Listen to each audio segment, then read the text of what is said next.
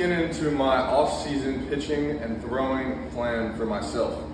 Okay, first priority is getting zone more. If I can get in zone at 60% or higher, my strike percentage should be 70% or higher. That'll make it pretty easy to be dominant.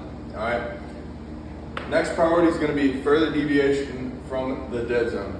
I want to be farther away from the dead zone with my four seam in terms of higher induced vertical break, and then develop a sinker with low induced vertical break, which I can throw down in the zone and get ground balls with. You know, if I'm ever in a situation where I need a ground ball, I have a pitch I can do that with.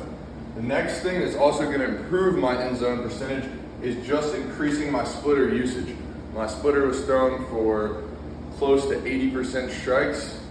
So if I can use it more, I'm in zone more often. If we watch guys like Ben Joyce, Paul Skeens, even Duran, guys with this splinter and splitter profiles on their arm side pitches, they're using that pitch a ton. I know Skeens uses it over 30% of the time. Ben Joyce, I think it's closer to 60%. Just something you can get in zone, and it actually makes the fastball play a lot better.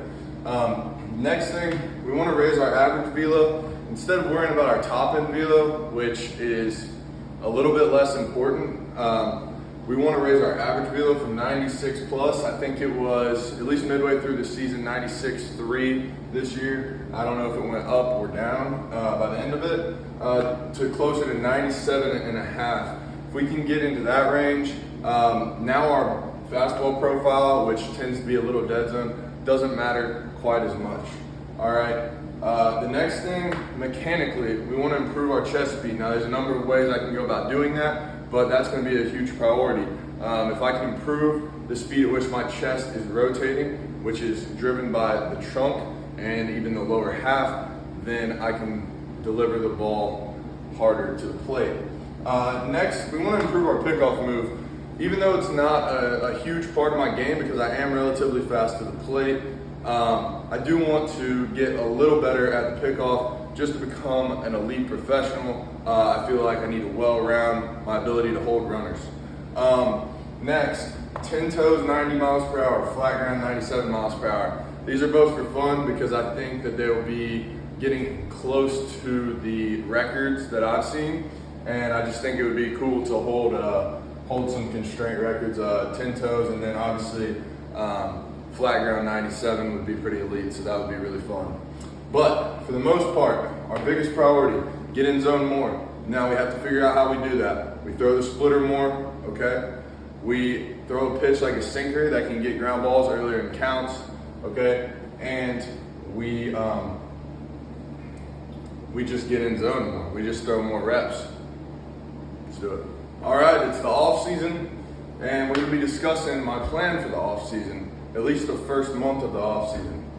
Our goals in terms of physical capacity are going to be bulletproofing the low back, because I've been prone to some flare-ups, especially on the lead leg side. Spinal engine, which should improve my low back ability. It should also improve my velocity. It should improve my health in general. What we want is trunk range of motion and stability. We want the spine to be able to side bend or get into lateral flexion. We want it to be able to flex. We want it to be able to extend. We want it to be able to rotate.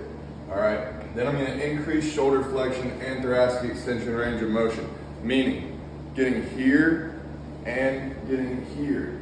Okay. Next, we want to increase our overall strength, power, and speed. That's an obvious one. We're going to even throw in some hypertrophy into that. We want to become an elite athlete. Next, we want to work on movement flows, getting in and out of in range gracefully. Okay? That's going to really be important for me specifically, as I do a decent job of getting into these deep ranges, and I'm rather stable there, but my ability to get out of them smooth and gracefully can be improved.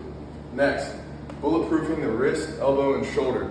Obviously, the last three joints that get affected in the throwing motion. We want to bulletproof those so that we can prevent any future injuries.